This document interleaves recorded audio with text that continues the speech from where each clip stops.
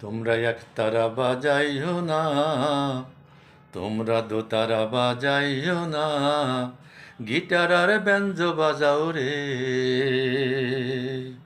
Guitar আর ব্যঞ্জো বাজাও রে। একতারা বাজাইলেই মনে পড়া যায় আমার, একতারা বাজাইলেই মনে পড়া যায়, একদিন বাঙালি ছিলাম রে, একদিন বাঙালি ছিলাম রে। এই গানটি শুনলেই মনে জেগে ওঠে আমরা একদিন বাঙালি ছিলাম। তবে এখন কি আর বাঙালি নই?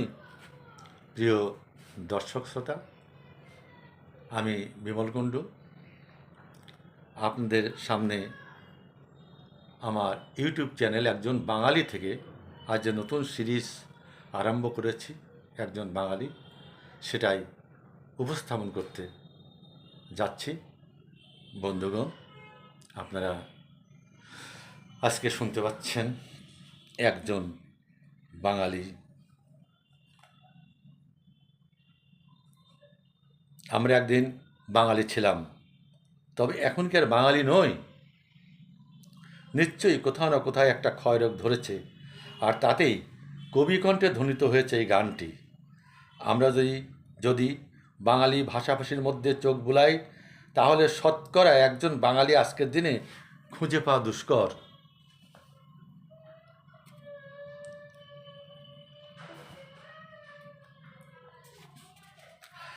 আর সেখানেই আমাদের জাতিসত্তা হুমকির সম্মুখীন। আমরা এখন কেউ বলি না আমি একজন বাঙালি, আমরা বলি আমি মুসলমান বাঙালি বা হিন্দু বাঙালি।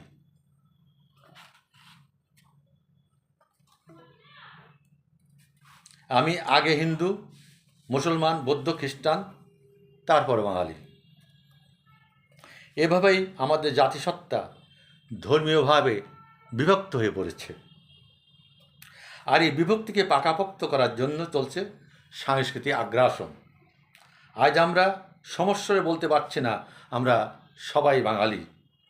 আমরা বাংলা ভাষায় কথা বলি, একই সংস্কৃতিতে আবদ্ধ, আমাদের একটি নির্দিষ্ট ভূখণ্ড আছে। সারা পৃথিবীর দিকে তাকালে জাতি পরিচয়ের এই দুটি উপাদান সহজে চোখে পড়ে, একটি ভূখণ্ড, অন্যটি ভাষা সংস্কৃতি। ব্রিটেনে যারা বাস করে, ইংরেজি ভাষায় কথা বলে, তাদের জাতীয় পরিচয় ব্রিটিশ বা ইংরেজ।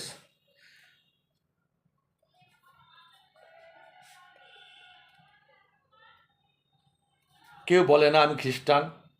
আরবি ভাষাভাষী সব মানুষ আরবীয়। হিন্দি ভাষায় যারা কথা বলে তারা হিন্দুস্থানি, রুশ ভাষায় যারা কথা বলে তারা রাশিয়ান। এটাই মানুষের জাতীয় পরিচয়। আজকাল প্রায়শই একটি কথা শোনা যায়, মুসলিম বিশ্ব। আমরা বলতে চাই মুসলিম বিশ্ব, খ্রিস্টান বিশ্ব, হিন্দু বিশ্ব বলে কোনো বিশ্ব হয় না।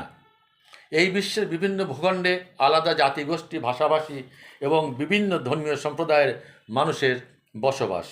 আমরা যদি নিজেকে বিশ্ব নাগরিক মনে করি, তাহলে ধর্ম বর্ণের সংকীর্ণ দৃষ্টিভঙ্গি বাদ দিয়ে জাতীয় পরিচয়কেই আগে তুলে ধরতে হবে। সেখানে হবে আমি একজন বাঙালি। এই জাতীয় পরিচয় বিশ্ব জাতীয়তার একটি অংশ, এবং সেখানেই আমরা সবাই বিশ্ব নাগরিক। আমাদের জাতীয় ভূখণ্ড কিন্তু কেউ গড়ে দেয়নি। প্রতিটি জাতি এবং জাতির ভূখণ্ড প্রকৃতি দেবী স্বমহিমায় নির্ধারণ করে দিয়েছেন।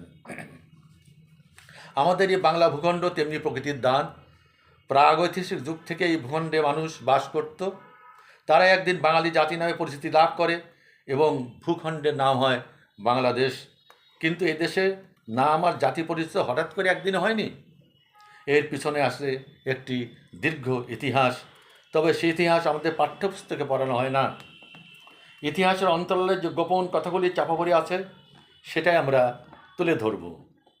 সকলেই জানেন, একটা ভূখণ্ড থাকলেও সেখানে বসবাসরত জনগোষ্ঠীকে একটি জাতি বলা যায় না। জাতি গঠন খুব কঠিন কাজ। এর জন্য একজন প্রতিষ্ঠাতা বা নেতার প্রয়োজন হয়। যেমন বহু হাজার বছরের সংগ্রামের পর আমরা একজন নেতার নেতৃত্বে স্বাধীন দেশের নাগরিক হিসাবে বাঙালি পরিচয়ে বিশ্বের বুকে মাথা তুলে দাঁড়িয়েছি। সভ্যতার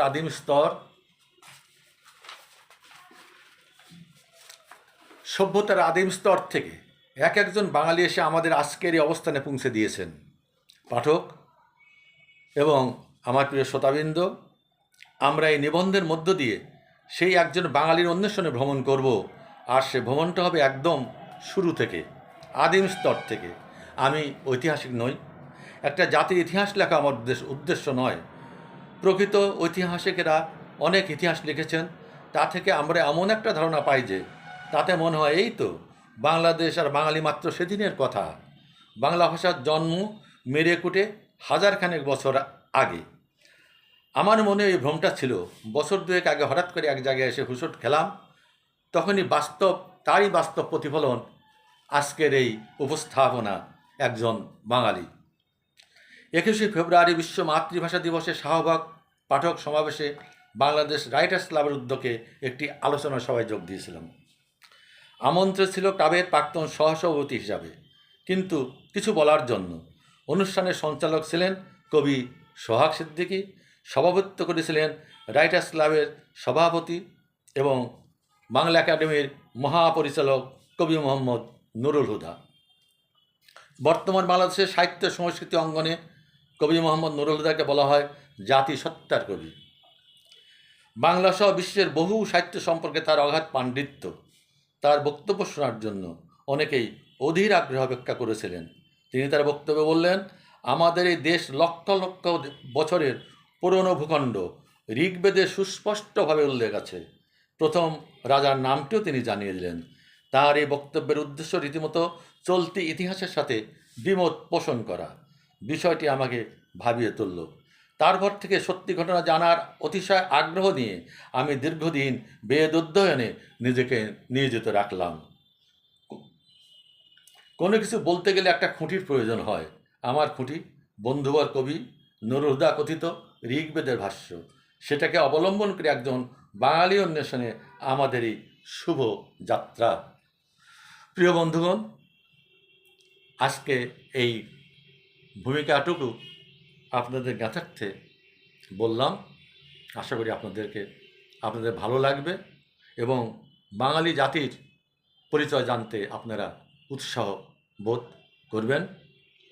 আগামীকাল প্রথম বাঙালির নামটা আপনাদেরকে জানানো হবে এবং তার সম্পর্কে যতটুকু আমরা জানি তা তুলে ধরা হবে। সবাইকে ধন্যবাদ। জয় বাংলা, জয় বঙ্গবন্ধু।